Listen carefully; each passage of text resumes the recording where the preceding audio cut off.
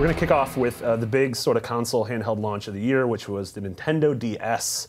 A very strange sort of pivot by Nintendo that originally people thought, well, this thing's going to be a third pillar. They sort of were like, this is going to be, you're going to have a GameCube, you're going to have a GBA, and you're going to have a DS. But it turns out that wasn't the case, and the DS went on to become the second highest selling console of all time. If you count consoles, it's the #1 selling handheld. So I don't know, did you guys, when did you guys hop on board with this DS train? Well, I was like, 2 screens, that's 2 for 1, that's a great deal. That's how you were able to like convince your parents to buy it for you. Come on, Mom. Yeah.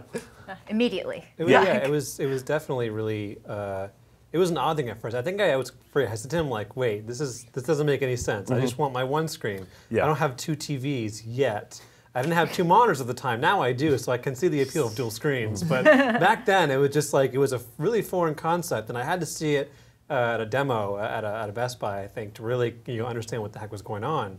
And once I saw some like the launch titles, I'm like, okay, all right, that's what this thing does. And like the way you could manipulate what was going on the top screen with what you do in the bottom screen was, I think, a staple that went on through the 3DS and all the other iterations as well, even to the gamepad with the Wii U. I mean, it's easy to forget that now we're in a society where touchscreens are ubiquitous, and we all have one in our pockets and probably 6 at our desks. But this was the first major electronic I ever got that had a touchscreen, and it was sort of incredible to be able to use the stylus and be poking around the bottom screen and having it interacting with games in an entirely new way. Right. I actually got mine almost in advance of Pokemon. Like, Pokemon wasn't a launch title, but I was obsessed with Pokemon. I still am obsessed with Pokemon. Oh, we're aware. Everybody knows. But so basically it was like, well, I have to have this because if I ever want to play Pokemon on again, I'm going to have to get this. But I ended up playing the GBA Pokemon a lot, and that does not utilize the touchscreen That at all. does not, no.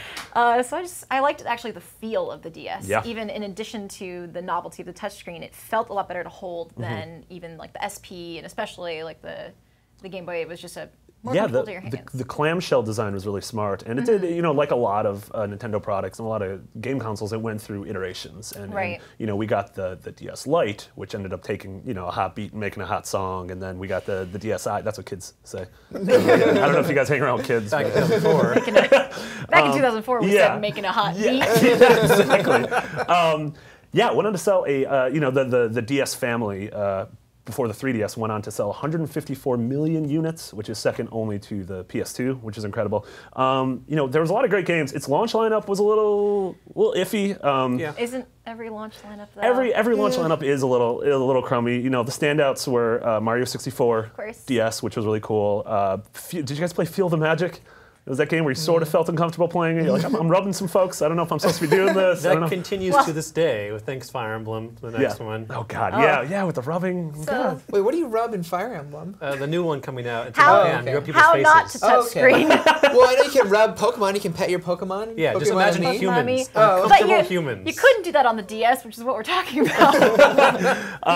Feel the Magic. You had Spider-Man 2. You had a Madden game. You had the PictoChat. Which game? PictoChat was cool. PictoChat. Yeah. PictoChat was pretty fun. Yeah, and then we had a demo for what would later be Metroid Prime Hunters. We had the first hunt. Metroid Prime Hunters would come out the next fall, or the next spring, I believe. But yeah, I mean, the library of games, when you look back on it, were incredible. Got that Brain Age. Got Brain Age. My mom used to steal my brother's DS to play Brain Age because she wanted to play Sudoku. Does she know that's illegal?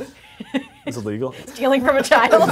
Stealing from a child. Yeah, that whole taking candy from a baby thing. Should have said borrow. But yeah. So even like the DS was so universal that even my mom was. It was really using came it, out with some great puzzle games like the Layton series, the Phoenix Wright series. Like there was just so much you could just sit there and go like, I'm just gonna fool around with like these really creative puzzles for ages. Yeah, and it was, it was the precursor to the Wii and that Nintendo console that delivered games that, people who were lifelong fans of Nintendo loved. Like, we got the 2 Zelda games, we got Castlevania Dawn of Sorrow, Mario Kart, a lot of really great things. But then, like you said, parents and grandparents and people that traditionally didn't game were all of a sudden playing stuff like Brain Age, and then Animal Crossing was, that was when Animal Crossing became something, phenomenal. But, at the same time, it was balanced with amazing sort of things that were only on the DS, like Chinatown Wars or like The World Ends With You. And so looking back, its lineup is just, it's staggering. And the amount of games that, unlike the Wii, where eventually, and even the Wii U, a lot of people are sort of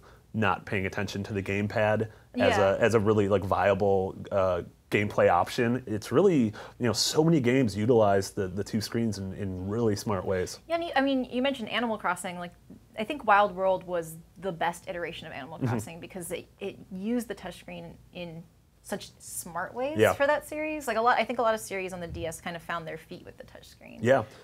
And it had, this thing had wireless internet, which a lot of, later stuff like, this is just like a year or two after Xbox Live and sort of when the PS2 was finally having viable online options. So it was really, it's easy to discount the fact but Nintendo was so sort of ahead of the time with this and ahead of the curve, and this was the thing that Sony eventually, pivoted and had the PSP kind of go after, I mean, I think the DS was this monumental success because we didn't have smartphones yet, and it was sort of that one-stop. It was that gaming device that we could have in our pockets before everyone had, a gaming device in their pocket. Right. Yeah. And you could drop it down a flight of stairs and it would live. Yeah, that was Nintendium. Yeah, Just every yeah, the Nintendo Seal quality, where you can literally have a tank run over it during Desert Storm. It's still gonna last.